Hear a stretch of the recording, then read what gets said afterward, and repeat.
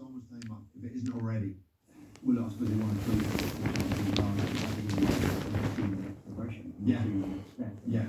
And I just, you can't kid the Man United fans when you just roll up after every game and say they've been magnificent and individual mistakes have cost you. I think it's as clear as day that he won't be there beyond the end. So what Mark said probably won't be there much longer after the end of this season. What is your take, Paul? Well, I mean, people always say you want to trophy on the run below cup, whatever they call it these days last season. But if you're going to make that as your argument, you can't then say that Manchester United are a big football club. Because Nagelsmann wins the league at Bayern Munich, he's fired the next season. Mourinho wins the league at Madrid, he's fired the next season. Tuchel wins the quadruple, gets to a Champions League final at PSG, he's fired the next season. Xavi wins the league, he's fired the next season. Sarri wins the league at Juventus, he's fired the same season. At Manchester United, where Solskjaer wins nothing, gets 3 years. Ten Hag loses 17 games of the season, and people talk to him about the Run Below Cup. So you can't claim to be a big football club if you are still hanging on to that manager. And some of the things that he's done are unbelievable. He's presided over the worst ever defensive record by an English side in a Champions League with history, right? Conceding 15 goals, coming bottom of the group with Galatasaray and Copenhagen. He talks about standards, all the time talks about standards. He loses 7-0 to Liverpool, 7-0, and he plays the same team in the next game. Loses 6-0 to City, right? He's conceded 59 shots since Saturday.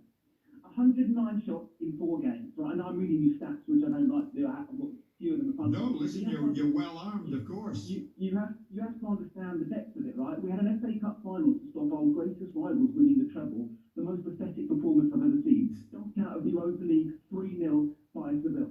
He makes the most ill-disciplined, moaning footballer the captain of Manchester United. He gets rid of our greatest ever player, banishes one for tweeting whilst playing the Belfast clubbing PR baby in every game with no consequences for a consistently horrendous attitude. It is literally unbelievable. No pattern of play, no identity, awful in-game management, poor subs, had no effect on any game. He plays a system I've never seen in my life. He plays 6 attackers and 4 defenders. I've never seen that in the history of football. Paul, tell us how you really feel. Exactly. I'm going to tell you how I really feel. Because Go on then. Go on. What I get annoyed about is I don't get the reluctance to say the guy should be sacked. I honestly don't get it. And even with respect to you guys, you can't say the word he should be sacked. I just said it before you came on air. Well, okay, fair enough. I guess I'm thinking of the ex-Manchester United pros and all the pundits and commentators these days, right? We've conceded the same goal 100 times. So what should happen next, Paul, with Ten Hag? What should happen now? What should happen right now? Well, United are not getting anywhere. But if you're going to talk about standards, then you lay the standards out. You have not been good enough. You go today. It's irrelevant whether we go today or at the end of the season. Doesn't make any difference to us. Doesn't make a difference to them. So set a standard as the club. You don't even get to the end of the season. This is unacceptable at Manchester United. You don't get to spend £450 million, spend £80 million on Anfield. Paul, okay. Well, I take on board everything. Who's the next manager for Manchester United? I know you want to do that. It's quite radical to do it right now. We've got a semi-final against Coventry, which I assume you're going to get to. Well, you put in an interim, presumably, until the end of the season. You put in an interim. It doesn't matter who it is. You put in an interim at the end. There's only a few games that United are not going anywhere. They're not winning anything, right? But I've got an amazing thing to tell you about managers, right? It's not a marriage. It is not for life. You give a manager a target. You give him 6 months. If he reaches the target, he gets another 6 months, and then you can increase that by a year, 2 years, whatever. It doesn't matter who the next manager is because you're not marrying him. If he doesn't work, you push him out. Personally, I would bring Nagelsmann in every day of the week, including Monday and Sunday. Although now I'm told that we've got leadership who thinks that Gareth Southgate is the answer to all these problems.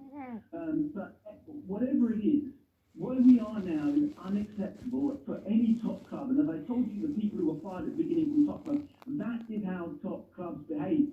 Stop pretending that you've got to give a guy more time. More time to do what? Finish what he started? What are we giving him more time for? Well, I doubt if there are many Manchester United fans listening this morning who fancy following your call after that. Well, that was nothing short of spectacular. Thank you so much, Paul, a Manchester United fan. Called in first, got on first, and more than said his bit. We'll carry on after this.